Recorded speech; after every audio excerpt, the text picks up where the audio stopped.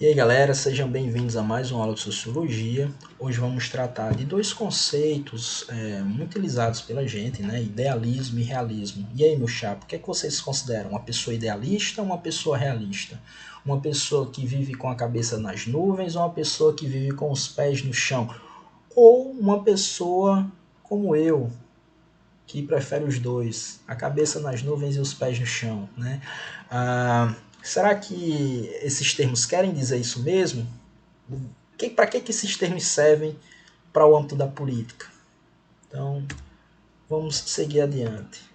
E nesse primeiro momento eu gostaria de sensibilizar vocês para isso que a música do John Lennon faz, nos chamam, né? Eles nos chamam o quê? A imaginar novos mundos, a imaginar novas possibilidades e novos modos de ser. Vamos assistir aqui comigo. Bom, pessoal, e aí, vocês conseguem imaginar o que ele descreveu?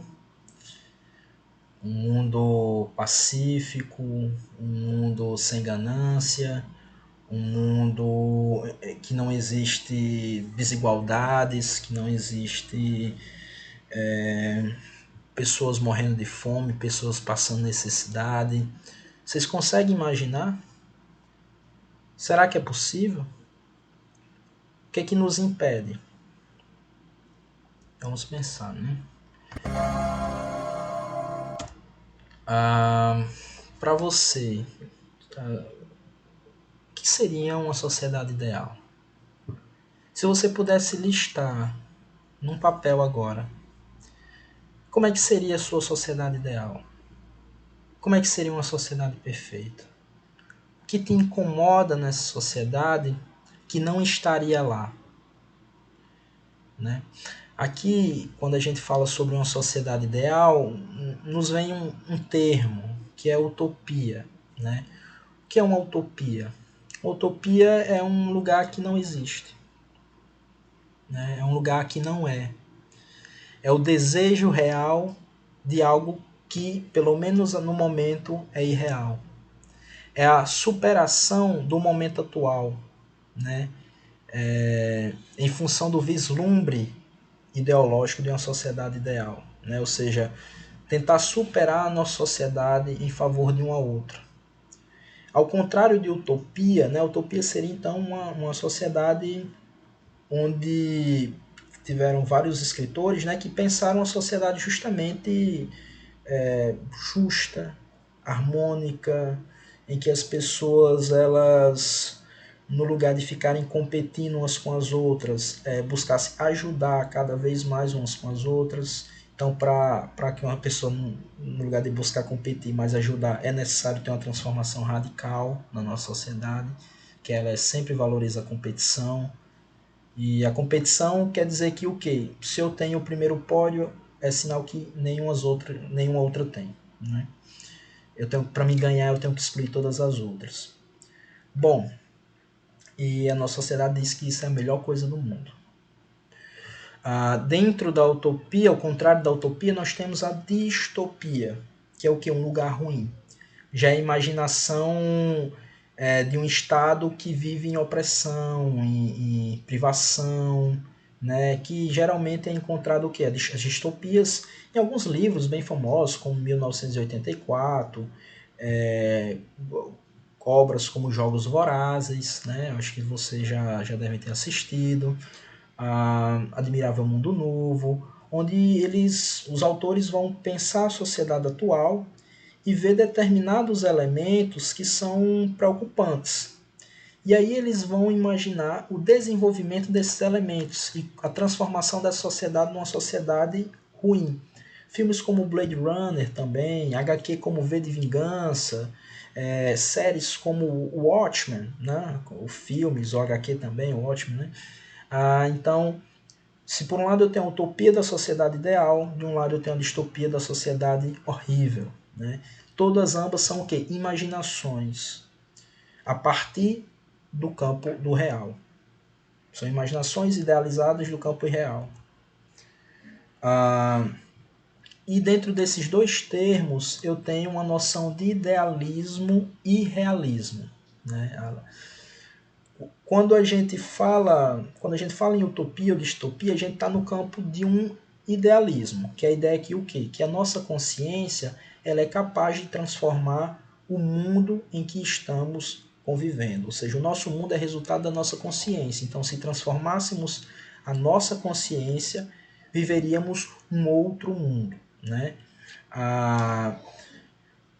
Tá aqui, o idealismo, ou seja, o idealismo é a ideia que a consciência determina a realidade, determina o objeto, né? Isso é um pouco de teoria do conhecimento, ou seja, eu conheço as coisas a partir da consciência que eu tenho delas, né?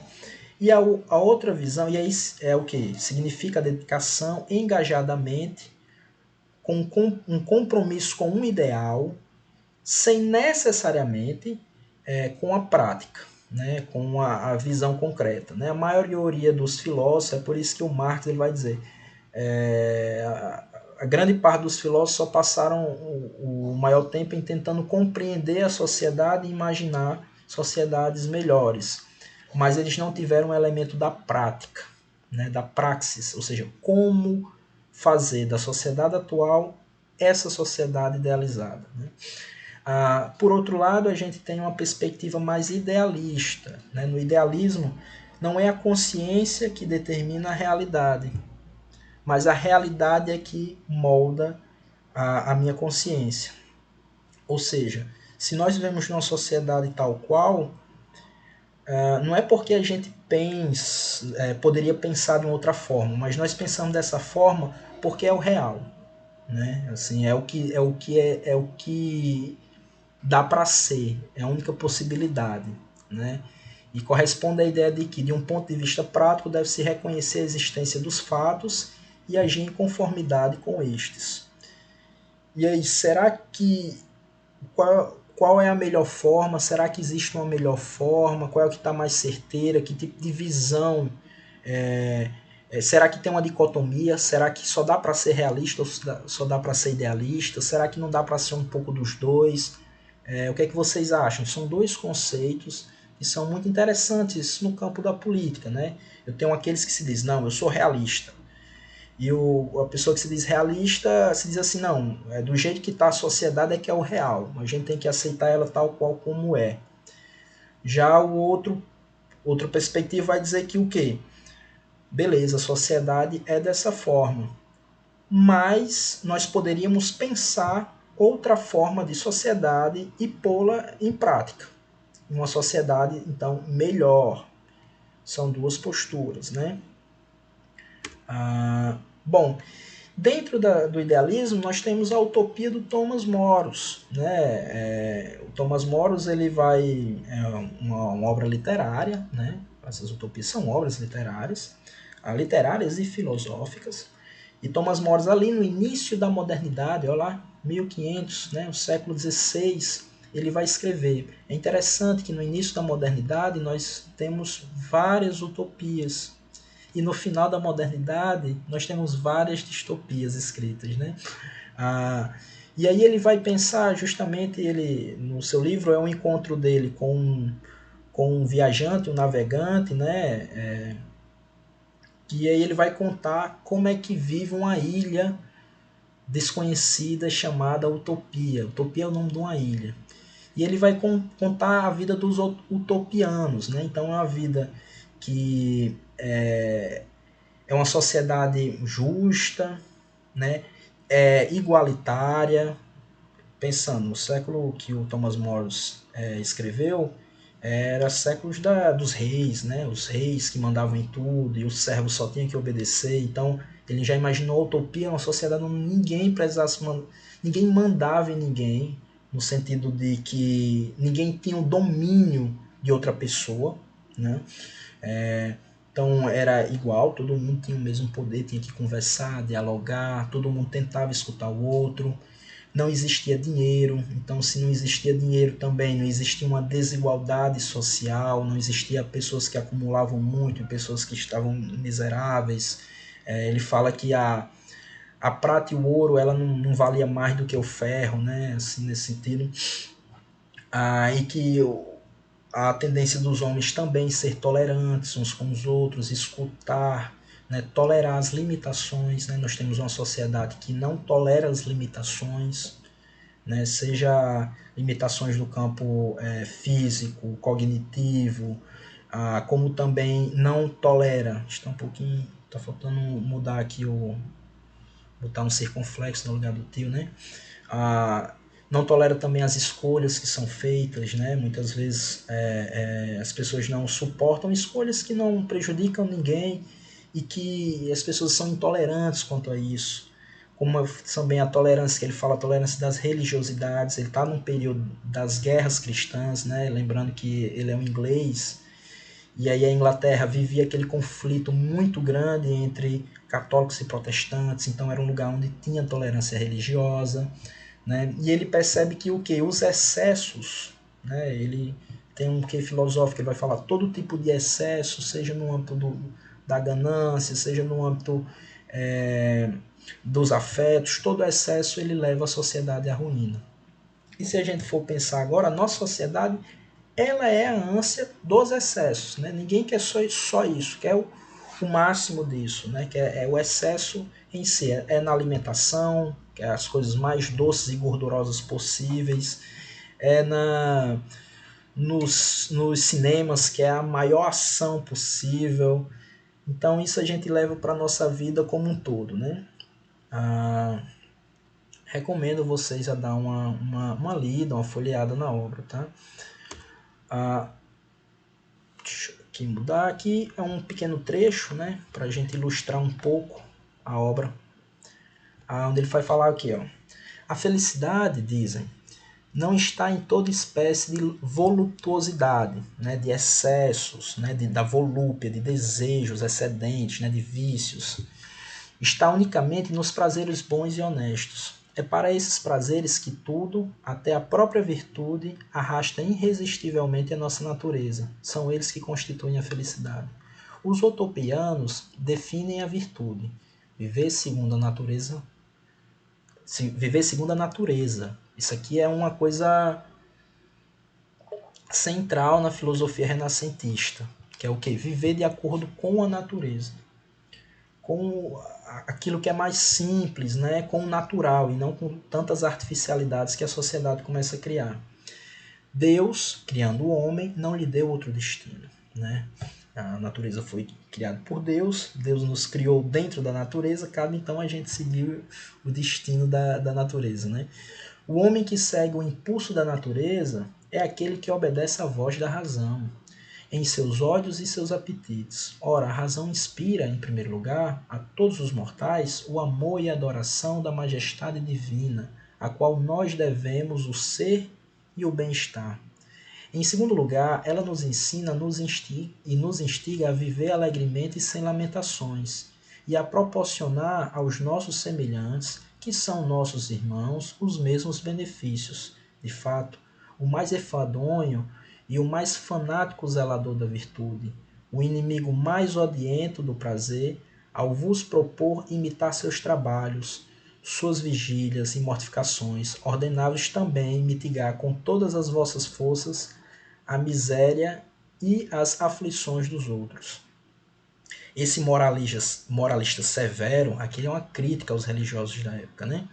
Esse moralista severo cumula de elogios em nome da humanidade, o homem que consola e que salva o homem, e crê assim que a virtude mais nobre e mais humana em qualquer terreno consiste em suavizar os sofrimentos do próximo, arrancá-lo ao desespero e à tristeza, restituir-lhes as alegrias da vida, ou, em outros termos, fazê-lo também parte da volúpia, né?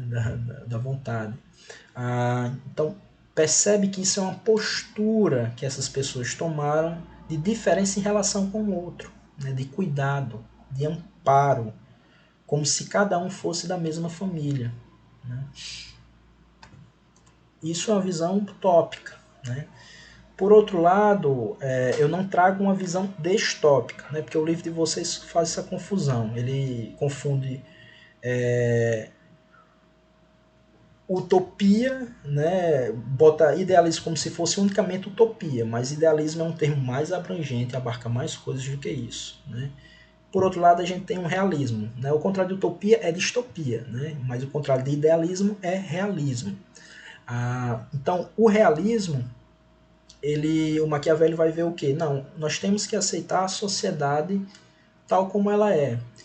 Inclusive, ele vai criticar a tradição antiga, né? No sentido de dizer, ó, inúmeras pessoas elas pensaram em novos mundos, em mundos melhores, porém, quando foram colocar em prática, não conseguiram. Por quê? Porque os homens não são esses seres idealizados. Né? Os homens tendem a a buscar o poder, a competir uns com os outros na ânsia desse poder, e tentar e tentar dominar os outros para ter uma vida melhor. Né? Então nós temos que aceitar essa realidade e trabalhar com essa realidade. Né? Ele pensa dessa maneira. Até porque quando ele fala isso, ele está pensando nos reis, né? Ou seja, ele está está pensando nos dominadores, né? É uma visão dos dominadores. Então ele tem a visão de que a convivência humana ela sempre será conflituosa nesse sentido, sempre vai ter a existência de dominantes e dominados. Então, o bom político não deveria. O bom político não é aquele idealista que pensa, eu vou fazer as melhores coisas, eu idealizo a sociedade, mas aquele político que pudesse compreender como é que funcionam as pessoas, os interesses, os conflitos políticos, os conchavos, e conseguisse de alguma maneira tornar a sociedade um pouco mais estável, um pouco mais harmônica, mas nunca idealizável. Né? Então tem uma visão chamada pragmática, né, que busca levar as ideias à ação, né, mas sempre numa noção de que os homens eles não mudam tanto assim na história. Eles sempre permanecem os mesmos. Né? Então, quando ele vai estudar história, né, principalmente a história de Roma, ele vai perceber como os homens, né, ele vai dizer, são gananciosos, são covardes, e por isso, para um político, ou para qualquer pessoa que queira lidar com os homens, ele tem que ter uma certa habilidade ao lidar com isso. Né? Habilidade, saber dissimular, ter astúcia, para não ser enganado, né? Que senão alguém passa a perna. Então, diz assim, nós temos que ser realistas, né? Nesse sentido, de que o mundo como ele é, tal qual é o real e é o único mundo que nós temos. Então nós devemos desenvolver habilidades e capacidades para viver nele, nesse único mundo que temos, tá? E aí ele vai pensar, então como é que a gente pode pensar o que é liberdade? É um tema caro também do Renascimento. A liberdade não é fazer o que quer. Na realidade, o querer é uma coisa meramente subjetiva. Né? Eu posso querer inúmeras coisas. Né?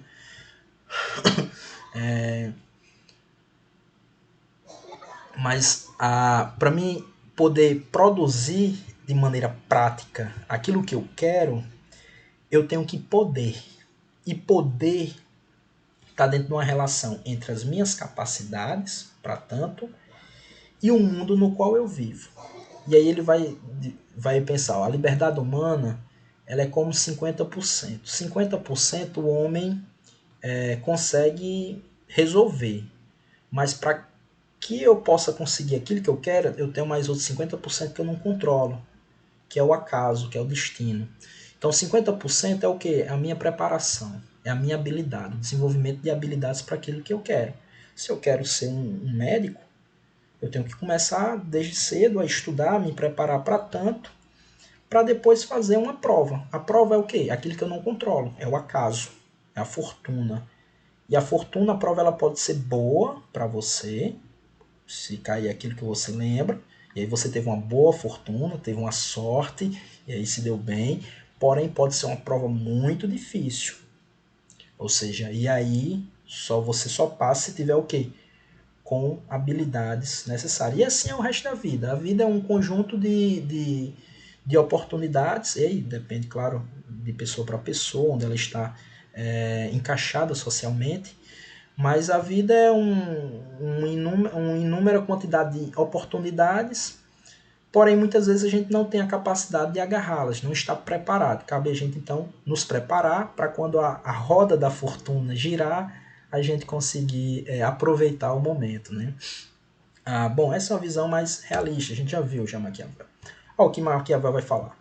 Quem considere as coisas presentes e as antigas, verá facilmente que são sempre os mesmos desejos e os humores em todas as cidades e todos os povos, e que eles sempre existiram, de tal modo que quem examinar com diligência as coisas passadas, facilmente preverá as futuras, em qualquer república, prescrevendo os remédios que foram usados pelos antigos, pensará em novos, devido à semelhança dos acontecimentos. Então, para quem quer entender um pouco mais do realismo do Maquiavel, indico a leitura do Príncipe, né? Bom, deixar algumas obras, algumas indicações, né, para vocês que querem adentrar no mundo da utopia, da distopia, e aí pensar em diversas possibilidades, né? Tanto aquelas possibilidades que nós devemos temer, como a distopia, como as possibilidades que nós devemos buscar, como a utopia, né? E aí eu tenho clássicos da modernidade, a República de Platão, é considerada a primeira utopia, o primeiro pensamento, o primeiro pensar sobre uma sociedade ideal. Eu tenho a Utopia, do Thomas More.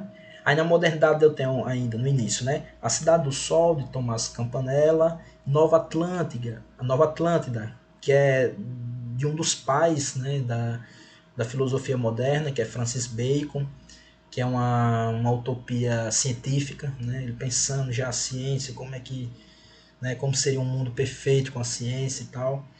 E eu tenho um filme também, uma animação muito interessante, que é a Zootopia, né? Um lugar onde todas as espécies convivem harmonicamente, né?